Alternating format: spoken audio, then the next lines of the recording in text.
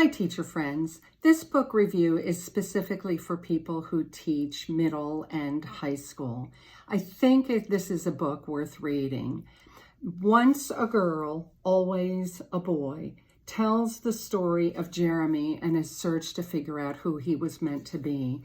You are in regular contact with students who are questioning their gender identity and their sexuality, and that's one of the reasons why I think you should read it. As Jeremy's mother writes, his parents welcomed a baby girl into the world more than 30 years ago.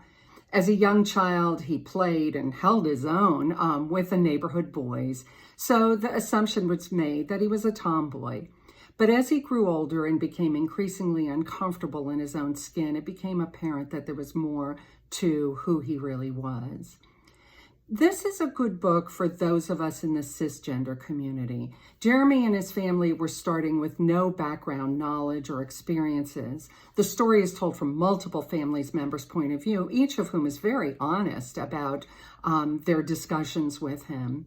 I appreciated that because while I've interacted with a number of transgender men and women, I don't know any of them well enough to know their story. And that's extremely personal, and I appreciate that Jeremy was willing to share his. The challenges of figuring out who you are and what kind of person you want to be are universal, and I think students would connect with all of his high school and college experiences.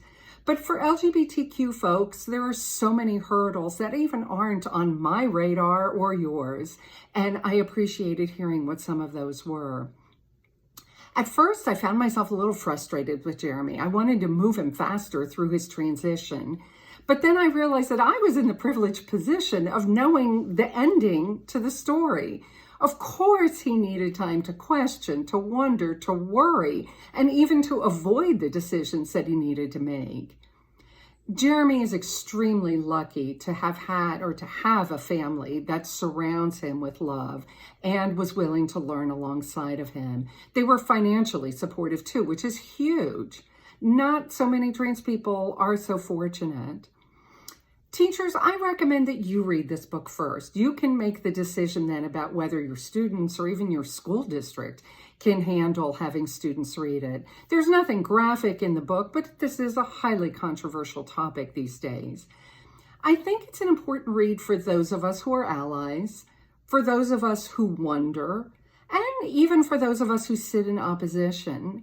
Take the time to walk a mile in Jeremy's shoes, and you'll have broadened your understanding in some very meaningful ways.